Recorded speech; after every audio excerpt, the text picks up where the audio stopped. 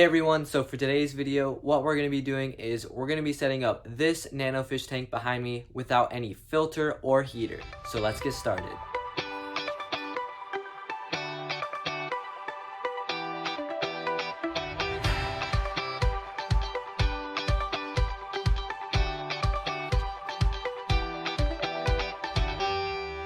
Alright, so here is the little bowl thing that I'm going to be using. I got this bowl at Walmart for around $8 and I think it holds around maybe a gallon to a gallon and a half of water. I haven't really checked. I'm going to have these little seeds that I got off of Amazon. You're supposed to put them in the gravel and they're supposed to grow little tiny plants in the gravel, so hopefully these will actually grow because they're 3 years old. And I have used them in the past. I mean, they worked kind of cool and they kind of died off after a month, so hopefully those will work. I have some extra fluval stratum from when we set up this tank. If you haven't seen that video, I'll leave it in the description below, so go check that out. And I just have some rocks. I'm gonna try and go for kind of like a Stonehenge kind of look. So I'm gonna go ahead and add the gravel right now. And now I'm gonna start adding the rocks. I just got the final shape that I wanted. You can kind of see it looks kind of like Stonehenge. What I'm gonna be doing next, I'm gonna super glue the rock that's on top just so it doesn't move around or anything.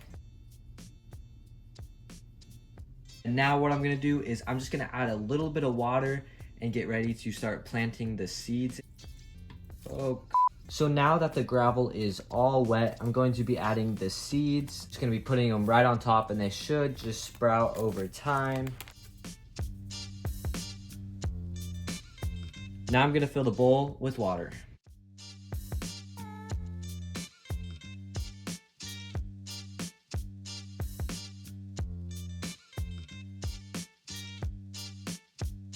Two weeks later. It's been 2 weeks since I planted the seeds, and as you can see, they have all sprouted. I mounted the light from the Marineland Portrait Aquarium on here, and it's just looking really awesome. Now what I need to do is I need to do a water change. I'm gonna take the water out of this tank and replace it with some water from there, from an established tank.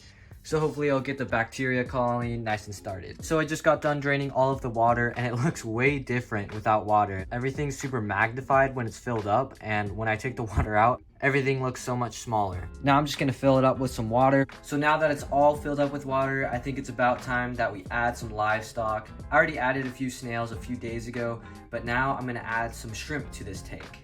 So the shrimp that I'm gonna be adding to that tank are some cherry shrimp from my old 5-gallon tank that I just redid. This is the old 5-gallon tank that was replaced. It's just been sitting in the spare room with a little bit of water, and there are quite a few shrimp still in here. So I'm gonna take those out and put them in the new tank. Here are all the shrimp out of that old tank. This is actually the second batch of shrimp that I'm gonna be putting in the new tank. The first batch was all of the big, easy to catch shrimp, and these are all the smaller ones that were super hard to catch. So I'm gonna go ahead and add them to the tank. I have this little net set up right here, so I'm just gonna dump this in it, and then I'm gonna put them in the new tank.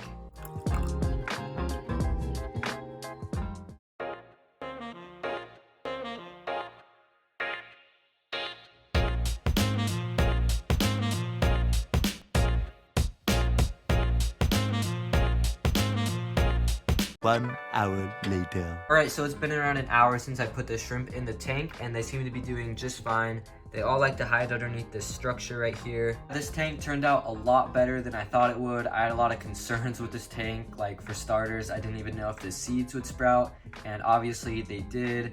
I wasn't sure how I was gonna mount this light, but I figured it out. Used some duct tape. Like I said, this is the light from the Marineland Portrait Aquarium. I didn't end up using it on that tank, so I thought it'd be perfect for this one. The snails that I put in here are doing just fine as well. They're cruising around. One thing that I'm really not sure of are these plants at the bottom. I really don't know how well they're gonna do in the long term. So I got these seeds off of Amazon. If you go on Amazon and look up aquarium plant seeds, these are probably some of the first things that will show up. And there's just a huge variety. I just have no idea what type of plant this is. And when I used them before, they did really well for the first few months and they just kind of started to die off.